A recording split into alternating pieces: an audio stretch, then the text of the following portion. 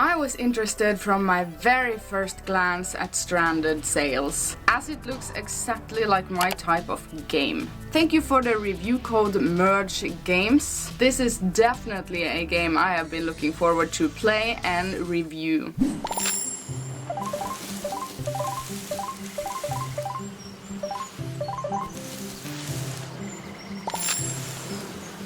Stranded Sails Explorers of the Cursed Islands is a game which is inspired from games such as Harvest Moon, The Legend of Zelda and My Time at Portia, which I have also reviewed here on my channel, by the way. And it is an open world pirate farming adventure RPG game. Now, if you're new to my channel, please subscribe, like the video and leave a comment before you leave.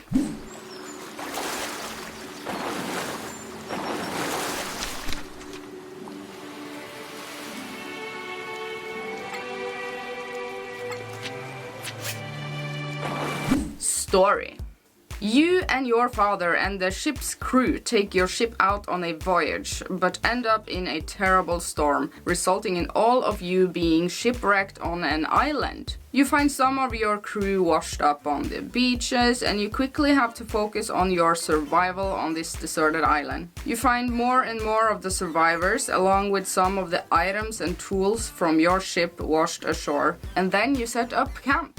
Later, the captain wants you to explore the nearby islands for some deeper part of the story which I won't spoil for you. But there's a lot of mystery surrounding these islands.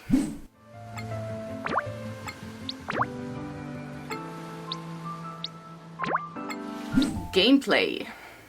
Choose to be a boy or a girl and complete a series of linear quests. Farming and cooking plays a huge part of your survival, as every step you take and every action you do requires some of your stamina. Farming is as usual. You dig a hole in the ground with your shovel and plant your seeds, use your bucket to collect water, and water your plants to have them grow. Cooking is a gamble game where you have to figure out the recipes all by yourself. And you figure out the recipes by a process of elimination.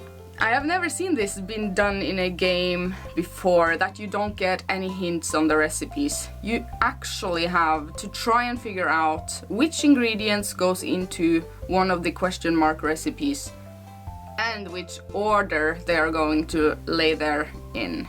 The stew is very important. You level up your stew by often creating the stew, actually. And you will also have to sort of figure out which crewmates of the circle, if you know what I mean, likes what sort of ingredient to make it level up much faster.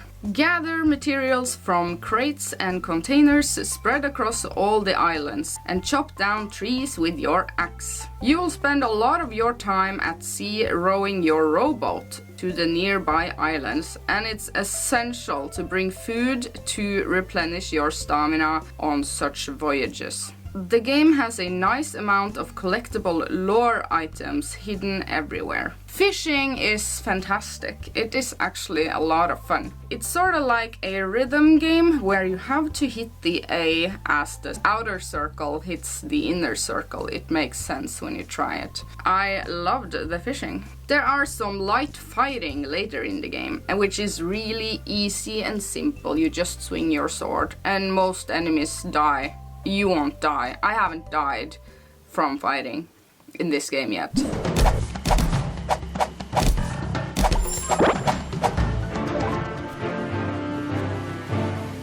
So that is easy. The dialogue is light but good. For the most part of this game, it is all about managing your stamina and plan ahead with that in mind. So actually, when you go out on a voyage with a specific goal in mind, bring food, because when your stamina is out and you have eaten up all your food, you will fast travel back to your camp and sleep and rest, and then at the new day you have to row out to whatever you were doing and, you know, do it again, sorta. So it's very stamina based. Graphics.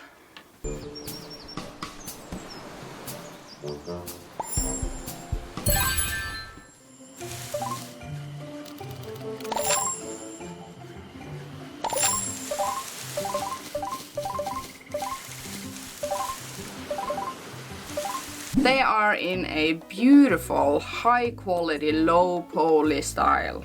I love it. This style is very fitting to the whole nature of the game, very joyful and rich, even for a low poly, which is otherwise a graphical style that is known for simplicity.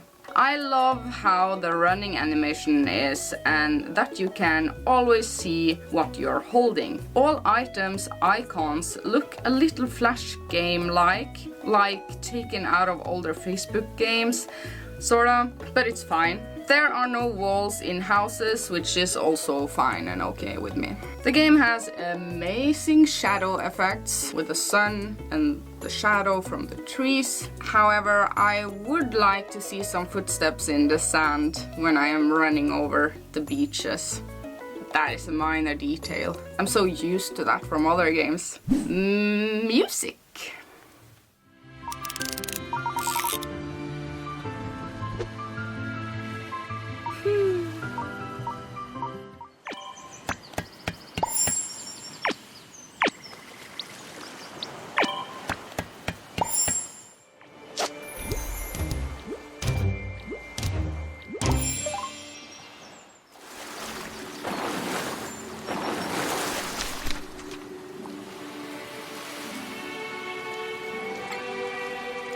Great detailed sound effects from the ocean, the waves, the birds, and a bunch of atmospheric effects like that. Pay close attention to the different sound effects from your footsteps, depending on what you are walking on. Incredible attention to detail. The music is fantastic.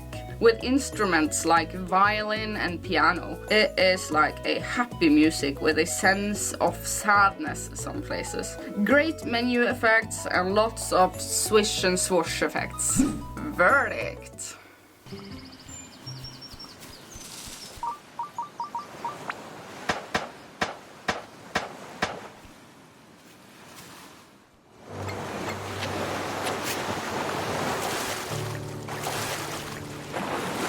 I wish my character didn't suffer from such a severe case of chronic fatigue syndrome, as you will early on notice how fast your stamina depletes. If you haven't gotten the stew and the buff that comes along with the stew, you run out of stamina a whole lot and fast.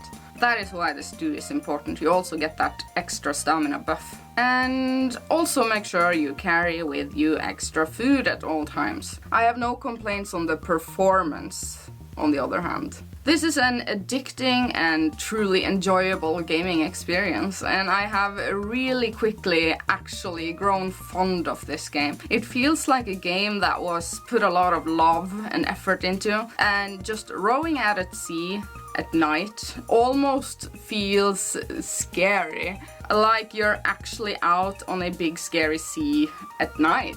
It is also a little similar to Sea of Thieves in the way you have to constantly navigate using your map, and even going on treasure hunts with a treasure map next to it to compare the two maps to figure out where the treasure is. I actually also enjoyed figuring out the hidden recipes, and I got really good at that. Stranded Sails is beautiful. So it is a recommendation from me. I was really immersed in this pirate-like castaway farming adventure. For an indie game, this is really good. For what it is and the genre that it belongs to, I enjoyed my time, you know. I enjoyed my time in this game very much. So for that, I am going to give it 7.5 out of 10. This is definitely my genre of games. I enjoy spending my time in games like these. And the graphics also are very, for me, colorful, like high quality, low poly, like I was going on about. So, if you are new to my channel, I want you to subscribe, and if you are subscribed, hit the bell so that you can, you know, bell me.